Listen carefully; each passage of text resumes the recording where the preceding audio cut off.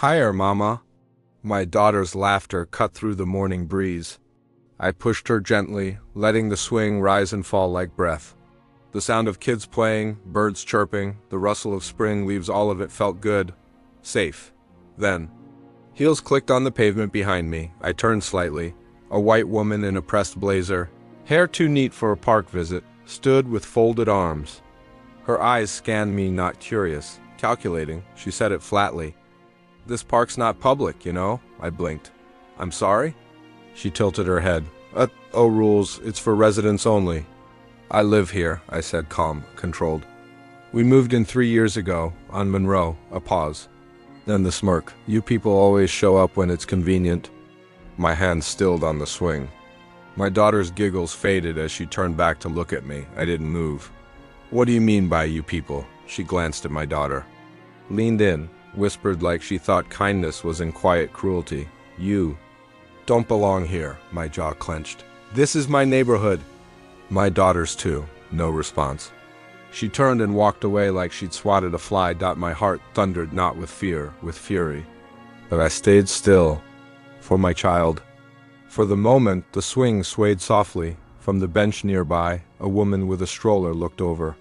"She's always like that," she said quietly. "Julia, I think her name was, and no one says anything?" I asked, not hiding the edge in my voice. She looked down. "People don't like conflict." I stared at her, then back at my daughter. "Mama," my little girl said, small fingers brushing my wrist. "Are we bad?" It felt like someone had punched me in the throat. "No, baby," I whispered, kneeling in front of her. "We are not bad," she frowned. "Then why did that lady say we don't belong?" I pressed her hand against my chest. "Because she's wrong," I said. "And scared. Scared of what she doesn't understand. But we live here." "No," I said, swallowing hard. "And we're going to keep living here, loud and proud." Behind me, laughter bubbled from the play structure. 2 kids ran past, oblivious. Their mom offered a tight smile. Then looked away. I sat on the edge of the sandbox, pulled my daughter into my lap, and held her. The sun still shined.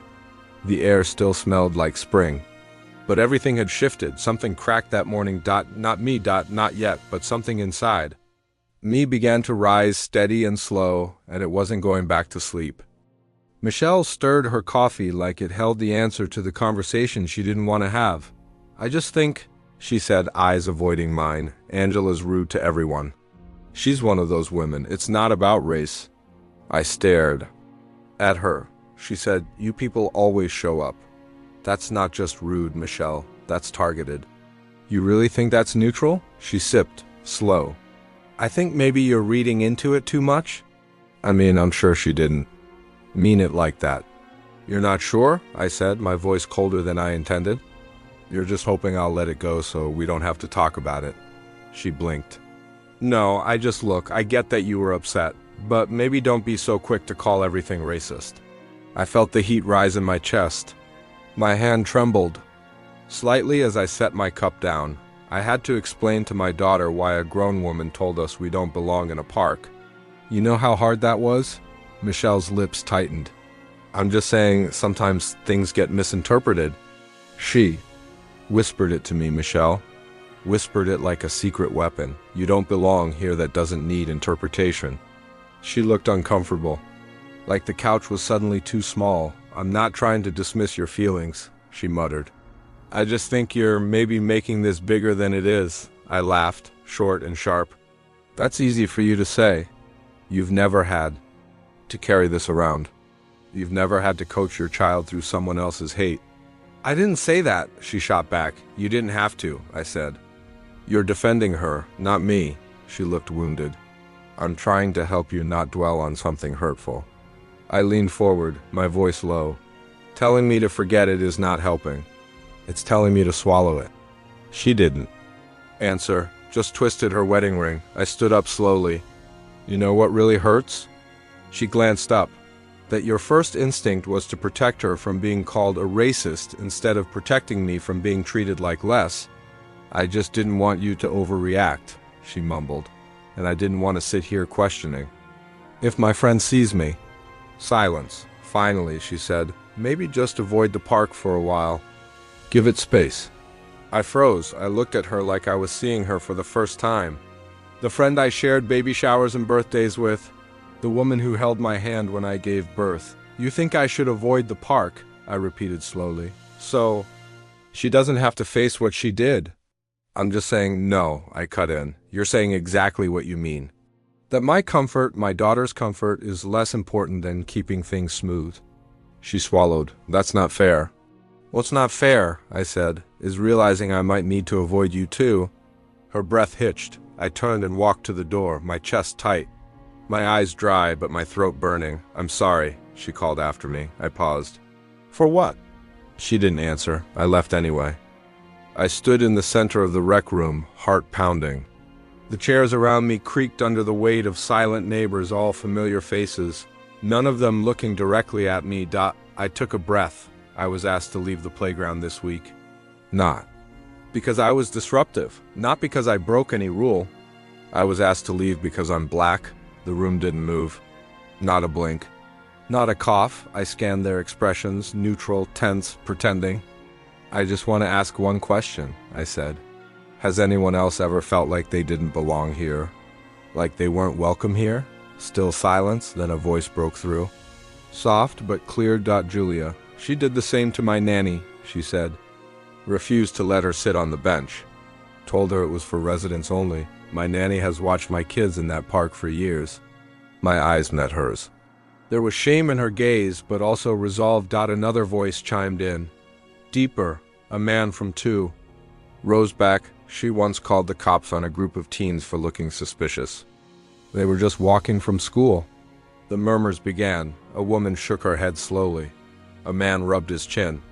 But the room cracked open. Then the HOA president stood. Well, he began. We can't go around accusing people without evidence. I turned to face him. You just heard it. First-hand accounts from people who've been here for years. How much more proof do you need? He shifted. A video, a complaint on file. Something official. I stepped forward. When you stay silent, you become the proof. Gasps echoed softly. Someone clapped, then another. But not everyone. I looked around. Some nodded, hesitant. Others stared at the floor. And some looked away entirely. The meeting ended without resolution. Outside, the air felt colder. 2 women approached me. One touched my shoulder. Thank you for speaking, she whispered. I felt it too, just never had the courage. Another man gave a short nod. You said what needed saying, I smiled faintly. But it didn't reach my chest. The next morning, I walked by the playground. Empty. No laughter. No kids, just silence and whispers. That woman, I muttered, folding another towel with too much force. She looked at our daughter like she was something dirty. From the couch, my husband glanced over. You should have told her off. I didn't need to. She told. On herself, he chuckled, trying to lighten the air. You know, if we owned that park, they'd really choke on their silence. I stopped folding, just stood there. He raised an eyebrow. What? What if I bought it? He laughed. Full out. Laughed. The park? I nodded slowly. Yeah, why not? Babe, it's not for sale. And even if it was, I'm serious. He sat up. Okay, but that's a big leap. I'm tired, Marcus. Tired of explaining, apologizing, swallowing the look they give us when we take up space. I want our daughter to run on grass that we own. He tilted his head. That's not revenge? No, it's a foundation. Later that night, while the house lay quiet, I opened the county database on my laptop. It took time, but I found it the lot ID, the zoning status. It wasn't even under HOA ownership. A private holding company held the deed. I didn't hesitate. I dialed the number listed. Paragon Holdings. This is Darren, said a voice on the other end. I'm calling about the lot on Willow Grove, the park. There was a pause. May I ask if you're with a development firm? No, I said. I'm a mother. A beat of silence. I'm calling because I want to make an offer. Another pause. The land is currently under internal review for resale. You said you're not part of a firm? No, just a woman who's done asking permission to exist. The line was quiet for a few seconds longer than it should have been. Then he cleared his throat. All right. Send in a letter of intent. We'll need a formal offer. I nodded even though he couldn't see me. Can I get your name? He asked. I gave it, clearly, slowly, letting each syllable settle in his ears. When I hung up, my hands trembled. I wasn't scared. I was ready. I opened my messages and typed to our family lawyer. Please call me first thing. I need to draft a purchase. Offer. I stared at the swing set outside, still lit under the porch light. My daughter would never again sit on a bench she wasn't allowed to touch. No child of mine or yours would ever wonder if they were bad just for being black. No. They would know. She was waiting by the mailbox like a trap set for rabbits. Got a minute? Angela's voice was sharp. Too calm to be harmless. I didn't stop walking. I guess. She folded her arms. I heard what you're trying to do. You mean purchase public land with private money? I tilted my head. Crazy, right? You're turning this into a political thing. I stopped in front of her. No, I'm turning it into a human thing. She scoffed. You'll ruin the neighborhood. With all this press, agendas, backlash. Backlash from whom? The people who pretend inclusion is dangerous? Her voice sharpened. You're dividing people. I stepped closer, just enough for her to flinch without admitting it. No, Angela. You divided it the moment you said you people. I'm just drawing the line in ink now. Her lips parted, then closed again. She spun around and stomped back toward her porch, muttering something under her breath that I refused to give power to. I walked the rest of the way home steady. No spike in pace. No adrenaline rush. Just fire under my ribs and my name sitting heavy in my chest like armor. The knock came that evening. Gentle, hesitant. I opened the door to see Julia, the same neighbor who'd said, she's always like that. Beside her stood her daughter, no older than mine. Hey, she said, can we come in? I stepped aside. She sat on the edge of the couch like she wasn't sure if she was welcome. I heard what you're doing with the park. I nodded. Word travels fast in this neighborhood. I wanted to say something sooner. She looked down. It's easier to say nothing when you're not the one being targeted. I didn't reply.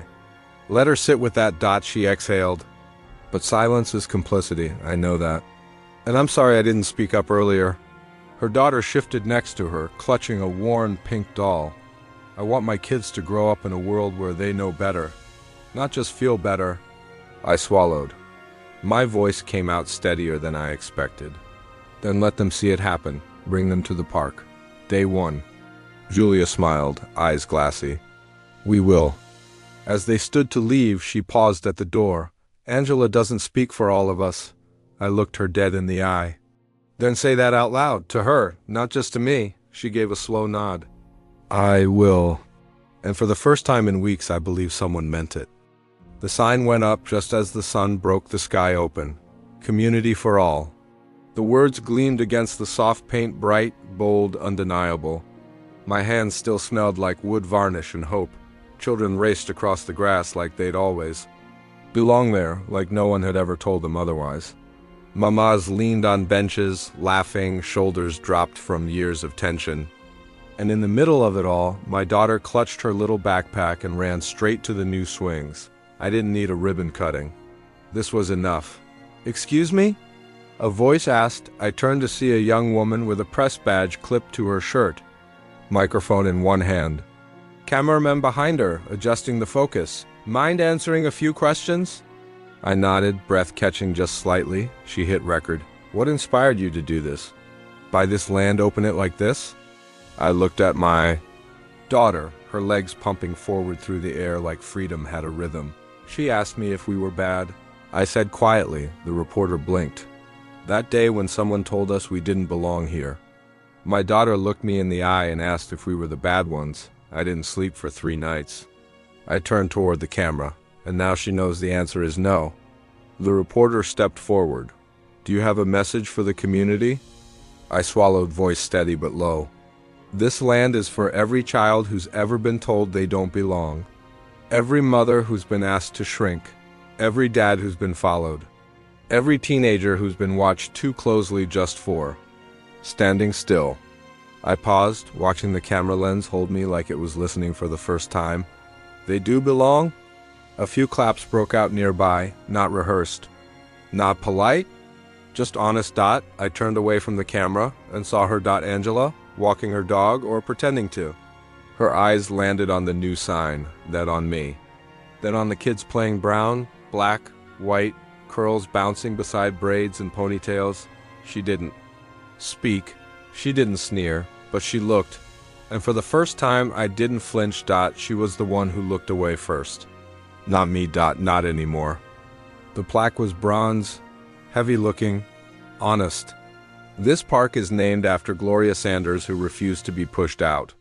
My breath caught somewhere between my ribs and my throat. That's my name. I didn't know they were going to do this.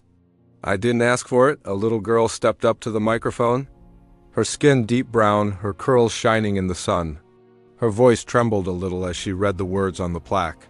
This park is named after Gloria Sanders, who refused to be pushed out. My knees wobbled. She turned and looked at me. Then she said, louder this time, "Thank you." The crowd clapped. Then it started. Gloria, Gloria, Gloria, Gloria. Children, my daughter among them, chanting my name like it meant something more than just mail and bills and school forms. I pressed a hand over my mouth. My chest shook. A white man stepped forward. I recognized him. John, I think, lived 3 houses down. Rarely waved. He cleared his throat. Can I say something? The crowd quieted. He looked straight at me. My son used to ask why that lady stared at him when he played with black kids.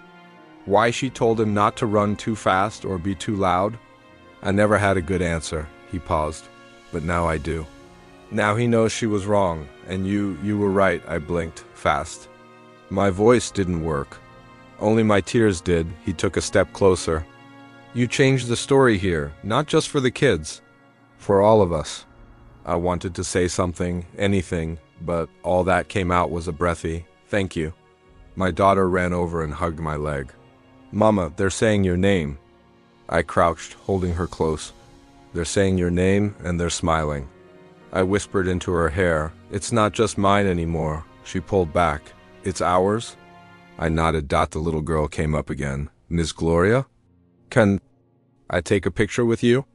I nodded, heart thudding. She smiled wide. "I want to be brave like you." I didn't know if I was brave, but I stood tall beside her anyway, and for the first time in my life, I believed I had changed something. Even if it started with pain, it led here, to joy, to justice, to a name that could never be erased. Not anymore. I sat on that bench. That bench. The one Angela once hovered near like she owned it, like my presence contaminated the air. Now, a black teen ran past, laughing so hard he nearly tripped over his shoelaces. His friend, an Asian girl with box braids, shouted after him, "You still run like a baby giraffe." Laughter. Real, loose, uncaged laughter filled the air. Beside me, a Latina mom bounced her baby in her lap while chatting with a South Asian woman about school lunches. Their toddlers tugged on each other's shirts like puppies. I closed my eyes and let the noise sink in. My God, this is our space now. I didn't whisper it to anyone, just to myself. But it pulsed louder than any speech I'd ever given. Not ours in just black, ours in all of us. Anyone who'd ever been stared at too long, spoken over too quickly, or made to feel like an unwanted guest in their own home. "Miss Gloria!" A little girl's voice, light as paper, bright as summer. I turned. She ran up with a crumpled piece of construction paper gripped in both hands. "I made you a card." Her braids bounced as she skidded to a stop. "For me?" She nodded, cheeks pink with pride. I opened it carefully. Crayon hearts. A swing set drawn with uneven lines. Stick figures of all colors holding hands. And in bold purple, "Thank you for giving me a happy place." My chest burned. I crouched and pulled her into my arms. "You gave it to me first?" She blinked up at me. "I did?" I smiled. "You all did, just by being here, by playing, by laughing like nothing was wrong." She grinned. "Want to see me go upside down on the bars? You better show me." She ran off before I finished speaking. Behind me, someone said, "Gloria, that was beautiful." I turned. Julia stood there with her own card in hand, not made of construction paper, but of something sturdier. It was a list. "What's that?" She handed it to me. Names, she said, of families who want to help clean up days, donations, kids, books, even free classes. They all said yes. I looked down at the list, names in ink. A community finally showing up in writing. I didn't think this many people cared. She shrugged. You showed them how to... A pause. You okay? She asked. I looked around at the swing swaying, the laughter echoing, the baby squealing at bubbles. The card still in my hand. I'm more than okay. She nodded once, then went back to join the circle of moms under the tree. I leaned back, sunlight on my face. This wasn't about revenge. It never was. It wasn't about replacing anyone. It was about belonging. Being seen, heard, rooted. This bench, this space, this moment, it belonged to all of us now, and I wasn't going anywhere.